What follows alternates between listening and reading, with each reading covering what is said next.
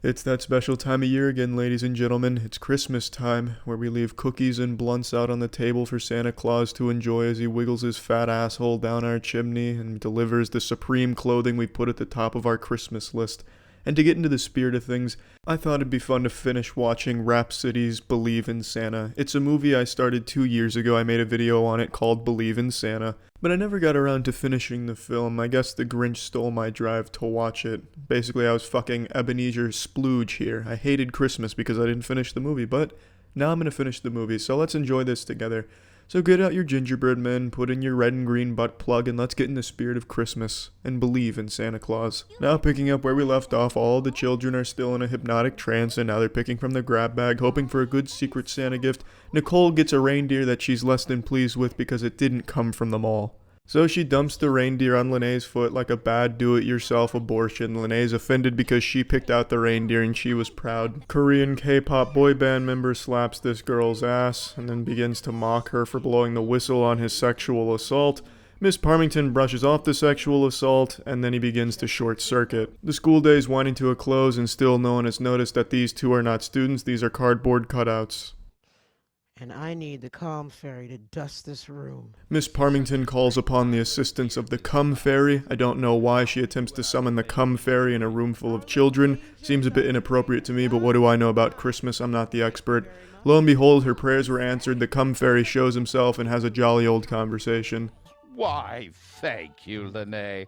I just wanted to pop in and wish you all a Merry Christmas. No one ever said the animatronics at Chuck E. Cheese were convincing, but he has fooled this school nonetheless. This is what I imagine it would look like if a blind alien inhabited the body of an elementary school principal. With his time in the corporeal dimension running out, he reverse limbos his way out of the classroom, never to be seen again. Out in forest.jpg, the crew get together to talk about Santa, to which Nicole says, Does Santa shop at the mall? No.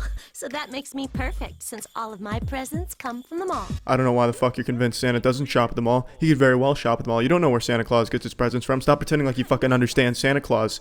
But I do agree, anyone that shops at the mall is perfect. After Nicole's bah humbug, Ricky tries to give her a poop teddy bear, and Nicole's LSD finally kicks in. Nicole rejects the gift. Ricky turns into an insole and sprints away. He draws a line in front of her as if in a game of Tron. She hits the line, doesn't blow up. It's not a game of Tron. Nicole throws the bear into a can of tuna.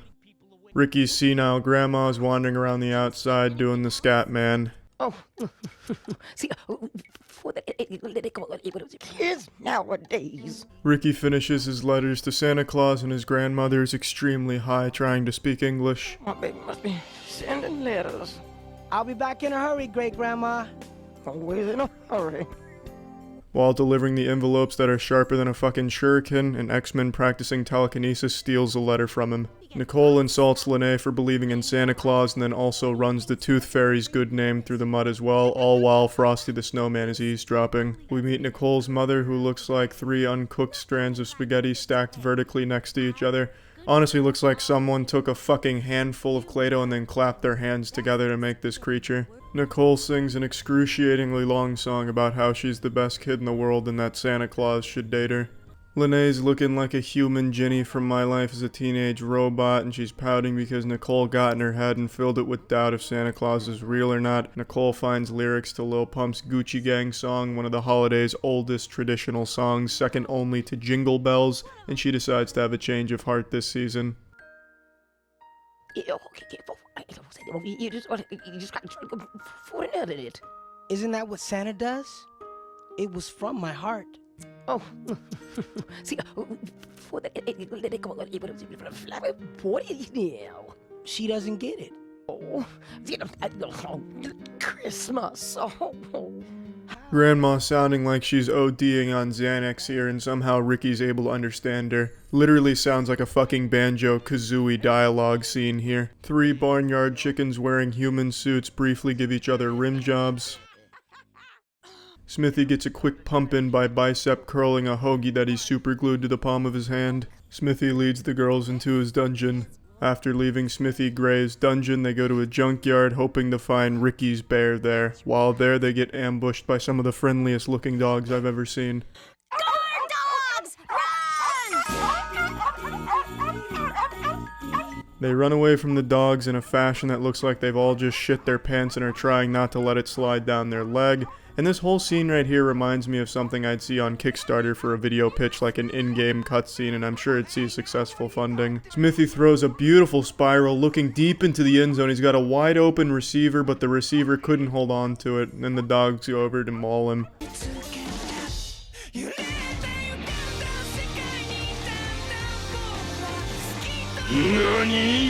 As 00 Smithy Bond murders the three boys, they find the bear on top of an automobile. The two girls climb the Whomping Willow while Smithy on the ground is casting a spell trying to help them out while also doing the Vulcan salute. They make it over into the maximum security prison where they are greeted by once again more dogs. Nicole brings Ricky's bear back. Ricky won't accept it and instead opts to go into the friend zone with her voluntarily, so he's trying to get into her pants but playing the game in hard mode. Doesn't it mean a lot to you? Yes. And so does friendship. Lene's still being a whiny bitch about not knowing if Santa is real or not, so the father comes in to try and console her, looking like Trip about to kick me out in the Facade video game. Turbo business nerd leads her to the window to prove Santa is real and he's out there, and it becomes a very sad scene. Do you see him? Do you see Santa? I do, Daddy. There he is. He's there because I believe in him. Right, Daddy? I love how she sees Santa and the fucking soap suds in the sky. It's like those people that see Jesus in toast. The scene reminds me of the one from Of Mice and Men. Tell me about the rabbits, except in this situation, it's do you see Santa? I see Santa. Bang, right in the back of her head. Christmas is here, she's opening presents, but what's important here is the mother's hands. What the fuck are these things? Looking like salad fingers out here. Those aren't even hands, those are fly swatters. Nicole gets a video box for Christmas but knows that's what Ricky wanted for Christmas, and she decides to give Ricky the video box. Keep in mind this is 2002, so a video box was probably a big fucking deal back then. This was before the major video game consoles came out, but I'm sure next year Bethesda will announce Skyrim is coming to the video box. Now you get to see how the holidays are treating everyone else around the neighborhood. Under this tree they found a whole lot of dildos, but outside a little special surprise for the little girl. It's a pony. Don't know if it's a real pony, stuffed pony, taxidermied, no telling what it is, they don't make it very clear. If it's a real pony, it's very well behaved because that shit's not moving, it's not tied down either unless it's made out of fucking magnets or something and it's being forced on the ground. But I believe it's implied to be a real horse, so that's just dangerous. That makes two of us. Great Grandma, you always know just what to say. Christmas. Hibbity, that's all, folks. Great Grandma really does always know what to say. I hope this got everyone in the Christmas spirit. Oh my goodness, what is this? Oh, they couldn't model Santa in the movie here, so they just used a shadow of reindeer in a sleigh. Whoa, wowee. Man, if that doesn't get you fired up for Christmas, I just don't know what will. That's it. See ya.